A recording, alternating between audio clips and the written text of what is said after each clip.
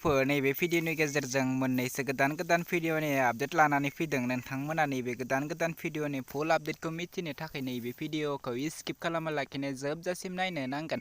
होनब्लासो मिथिगोन दि बे गोदान भिडिअखौ बबे चेनेलाव होदों। चेनेलाव गोदानब्ला चेनेलखौ साबस्क्राइब खालाम आरो भिडिअखौ मोजां मोनोब्ला भिडिअखौ लाइक शेयार कमेन्ट खालामनानै होदो। बिदिब्ला लोगोफोर फैदो दिनैनि बे फार्स्ट भिडिअनि आपडेटनि सायाव। दिनैनि नैबे गोदान भिडिअनि आपडेटनि टाइटेलानो जादों केरेला। बियो मोनसे गोदान मिउजिक भिडिअ। नैबे भिडिअखौ बिथांमोना दासिमहालागै फुलै आपल'ड खालामनानै होआखै। जेब्ला बे भिडिअखौ फुल आपल'ड खालामगोन अब्ला आंनि चेनेलाव आरोबाव खनसे आपडेट खालामगोन। नैबे भिडिअनि स्टार्टिंफोरानो जादों मिथिंगा, अर्चना आरो मनज। नैबे भिडिअआ जोबोरैनो मोजां जागोन। नोंथांमोना नायनो थाखाय बयबो नेनानै थादो। लोगोफोर नैबे भिडिअनि मेथाइखौ रोजाबदों रिया ब्रह्मा। नोंथांमोना नैबे भिडिअखौ नायनो थाखाय एबा बिथांमोननि नैबे गुसुं ट्रेलारखौ नायनो थाखाय बिथांमोननि इउटुब चेनेलाव थांनो नांगोन। बिरखां मेलौदि इउटुब चेनेलाव थांनानै बिथांमोननि नैबे गुसुं भिडिअनि ट्रेलारखौ नायनानै लाहैदो आरो चेनेलखौ साबस्क्राइब खालामनानै लादो। बे भिडिअखौ आपल'ड खालामब्ला बयनिख्रुइ सिगांसिन नायनो थाखाय लोगोफोर भिडिअखौ लाइक शेयार कमेन्ट खालामनानै होदो आरो बिथांमोननि नैबे भिडिअखौ नोंथांनि लोगोफोरनो शेयार खालामनानै होदो। लोगोफोर बिदिब्ला दिनैनि बे गोदान भिडिअनि फार्स्ट आपडेटआ बेखिनियानोसै लोगोफोर। बिदिब्ला फैदो आरोबाव मोनसे गोदान भिडिअनि सायाव। आरोबाव मोनसे गोदान भिडिअनि टाइटेलानो जादों सोलो। बियो मोनसे बड' शर्ट फिल्म। लोगोफोर दासिमहालागै नैबे शर्ट फिल्मखौ नायाखै अब्ला नैबे भिडिअनि गेजेरजों नायनानै लानो हागोन। बे भिडिअनि कास्टिंफोरानो जादों अनिल, लाभरेट, बिरजय, जुलि, मासुम आरो दैमु।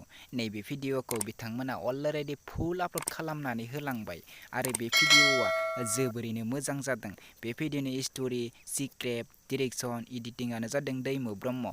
लोगोफोर नोंथांमोना नैबे भिडिअखौ फुलै नायनो थाखाय बिथांमोननि दैमु क्रिएशन इउटुब चेनेलाव थांनानै बिथांमोननि बे गोदान बड' शर्ट फिल्मखौ नायनानै लाहैदो आरो चेनेलखौ दासिमहालागै साबस्क्राइब खालामाखै अब्ला चेनेलखौबो साबस्क्राइब खालामनानै होदो आरो भिडिअखौबो लाइक शेयार कमेन्ट खालामनानै होदो।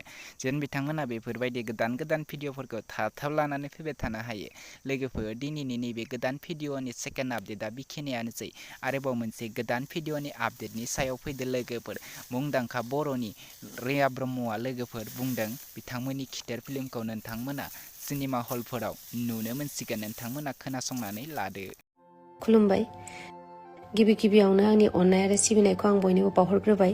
जोंनिनो बर' सावथुनखौ नायनानै मोजां मोनग्रा रायजो नोंथांमोननिसिम मोनसे गोजोनथाव खौरां। आंनिनो आरबि फिल्म प्रडाक्शनजों दिहुनजानाय खिथेर बर' सावथुनखौ फैगौ डिसेम्बरनि 2 खालारनिफ्राय Kokrajhar gold cinema hall, universal cinema hall Bongaigaon, साया cinema hall Tangla, delight gold cinema hall Rangia, gold cinema hall Narengi आरो गल्ड डिजिटेल सिनेमा हल मंगलदैयाव दिन्थिनो थाखाय थि खालामनाय जाबाय। दा आं बिनि थाखायनो जोंनि साफ्रोमबो रायजो-राजाफोरखौ लैहोर फैनानै जोंनि बे खिथेर मुभिखौ नायफैगोन होननानै आं मिजिंथिनाय जाबाय। गोजोन्थों। बिदिब्ला लोगोफोर दिनैनि बे गोदान भिडिअनि गुसुं आपडेटआ बेखिनियानोसैमोन। लोगोफोर नोंथांमोना आंनि चेनेलखौ साबस्क्राइब खालामनानै गालांदो। आं बेफोरबायदि गोदान भिडिअफोरनि आपडेट लानानै फैबाय थायो। आंनि गोदान भिडिअनि आपडेटखौ बयनिख्रुइबो सिगांसिन नायनो थाखाय चेनेलखौ साबस्क्राइब खालामनानै बेल आइकनखौ क्लिक खालामनानै लाखि। जेब्ला आं गोदान भिडिअ आपल'ड होगोन अब्ला नोंथाङा बयनिख्रुइबो सिगांसिन नुगोन। लोगोफोर नोंथांमोननावबो गोदान भिडिअनि आपडेट होनो दङब्ला आंखौ कन्टेक्ट खालामनो हागोन। लोगोफोर आरो नोंथांमोना दासिमहालागै आंनि वाट्सएप ग्रुपआव जइन जायाखै अब्ला नैबे भिडिअनि डिसक्रिपसनाव थांनानै वाट्सएप ग्रुपआव जइन जानानै लाहैदो।